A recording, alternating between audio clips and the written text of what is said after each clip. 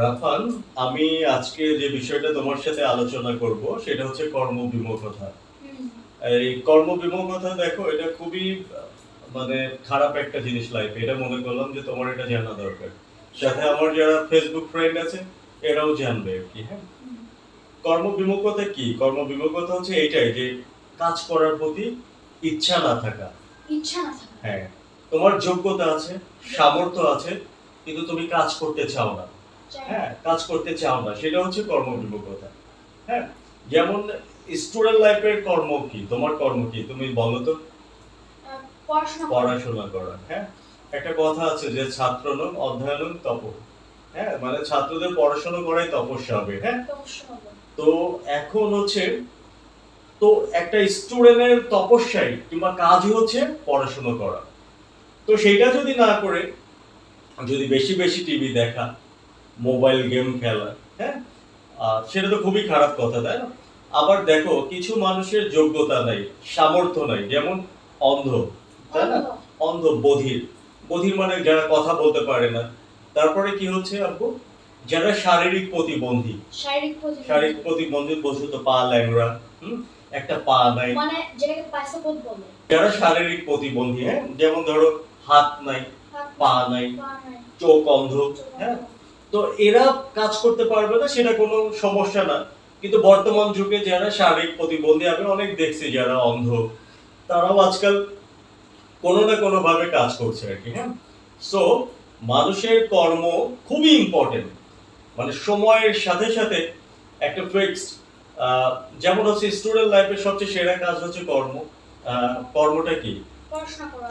যেমন স্টুডেন্ট লাইফের হচ্ছে সেরা কাজটা কি হচ্ছে পড়াশোনা করা। হ্যাঁ, তো তেমনি কোনো মানুষ যদি পড়াশোনা শেষ করেও সে টাইমলি ওই কাজে না, মানে কাজে না যায়, কাজ না করে, তাহলে তো তার লাইফে সফলতা আসবে না। হ্যাঁ, মানে বসে থাকা যাবে না, কোনো না কোনো ভাবে কাজ করতেই হবে।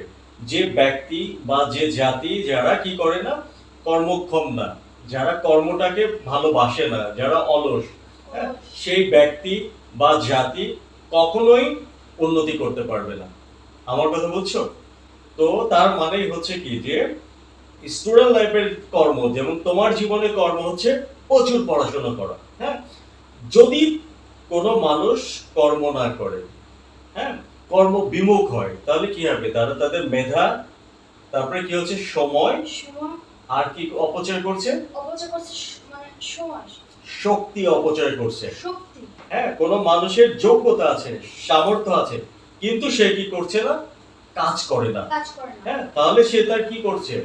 মেধা নষ্ট করতেছে। তার মেধা, আল্লাহ তাকে যে এত সুন্দর একটা মেরিট দিয়েছে, সেটা নষ্ট করতেছে, অপচয় করতেছে। সে তার জীবনের যে শক্তি আল্লাহ দিয়েছে সেটাও নষ্ট করতেছে, সে শুয়ে বসে খাচ্ছে আর কি। হ্যাঁ, সো ইসলাম ধর্মে মানে কর্ম বিমুখ হওয়ার কোনো সুযোগ নাই। আমাদের আল্লাহ তাআলা বলছে কি যে কাজ করার মানে নামাজ সমাপ্ত হওয়ার সাথে সাথে কি করো? পৃথিবী বা জমিনে ছড়িয়ে পড়ো এবং আল্লাহর অনুগ্রহ সন্ধান করো। কিসের মাধ্যমে? কাজের মাধ্যমে। আমার কথা বলছে, আল্লাহ কি বলছে যে নামাজ আদায় করার পরপরই এই পৃথিবীতে ছড়িয়ে পড়ো, তারপরে আল্লাহর অনুগ্রহ সন্ধান করো। কিসের মাধ্যমে? কাজের মাধ্যমে। আমার কথা বুঝছো? রাসূল সাল্লাল্লাহু আলাইহি ওয়াসাল্লাম একটা কথা বলছে, আমাদের রাসূল সাল্লাল্লাহু আলাইহি ওয়াসাল্লাম, উনি বলছে যে নিজ হাতে উপার্জনের চেয়ে উত্তম খাদ্য আর কিছু হতে পারে না। আমার কথা বুঝছো? মানে যারা চেষ্টা সাধনা করবে, কষ্ট করবে, পরিশ্রম করে টাকা উপার্জন করবে, সেই টাকা দিয়ে যে খাবার কি করবে? কিনবে, এবং সেই খাবার যদি সে খায়, সেটা সবচেয়ে উত্তম খাবার। এখন তুমি বলতে পারো যে আব্বু, আমরা তো স্টুডেন্ট মানুষ, আমরা ইনকাম কিভাবে করব? ঠিক আছে, এখন তো তোমাদের ইনকাম করার কোনো সুযোগ নাই। এখন তোমরা তোমাদের সেরা কর্মটা বলছি পড়াশোনা করা, রাইট? আর কি বলছি? হ্যাঁ, যখন একটা পর্যায়ে তুমি বড় হবা, আমি অনেক স্টুডেন্ট যারা ইউনিভার্সিটিতে পড়ে, তারা কি করে? টিউশনি করে, তাই না? টিচিং করে পার্ট টাইম, তারাও ইনকাম করে আর কি। হ্যাঁ, প্রত্যেক মানুষের যোগ্যতা অনুসারে কি করতে হবে? কাজ করতে হবে, কাজ করতেই হবে। হ্যাঁ, কোনোভাবে শুয়ে বসে থেকে অলস সময় কাটানো এটা যাবে না।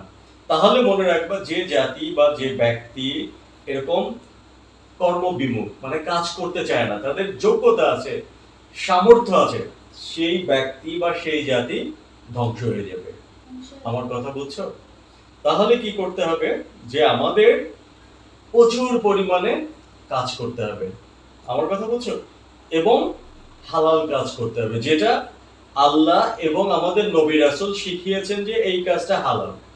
সেই হালাল কাজগুলো করে আমাদের অর্থ উপার্জন করতে হবে, অর্থ উপার্জন করে হালাল খাবার অর্জন করতে হবে। হালাল সেটাই যেটা বৈধ টাকা, সৎ উপায়ে, তাই না? সৎ উপায়ে উপার্জন করে সেই টাকা দিয়ে খাবার কিনে আমাদের খেতে হবে। তাহলে আল্লাহ আমাদেরকে কি করবে? ভালোবাসবে। হ্যাঁ, আমরা আরো আল্লাহর অনুগ্রহ পাবো। আর একটা কথা মনে রাখবা যে অলস মস্তিষ্ক শয়তানের কারখানা। তুমি তো জানো, যারা অলস, যারা কাজ করতে চায় না, হ্যাঁ, তারা কি করে দেখো, অন্যের উপর ডিপেন্ড হইতে চায়। মানে অন্য সম্পত্তি আছে, মনে করে অন্য সম্পত্তি কেড়ে খাইতে চায়। যেমন এই যে সন্ত্রাসী, চিন্তায়, রাহাজানি, এগুলো সমাজে বেড়ে যায়। কারণ তারা কি করতেছে, কি করে, নিজে উপার্জন না করে মানুষের কাছে চিন্তায় করে, রাহাজানি করে খাবার খায়। ঠিক আছে? তখন কি হচ্ছে, সমাজের নৈতিক অবক্ষয় হয়, মূল্যবোধ নষ্ট হয়, সমাজ ধ্বংস হয়ে যায়। তাই আমি তোমাকে সহকারে সমস্ত স্টুডেন্ট এবং যারা কর্মক্ষম ব্যক্তি তাদেরকে আমি বলবো, স্টুডেন্টদেরকে বলবো প্রচুর পড়াশোনা করেন, আর যারা কর্মক্ষম ব্যক্তি তাদেরকে বলবো হচ্ছে সময় অপচয় না করে এখনই কাজ করুন। Thank you.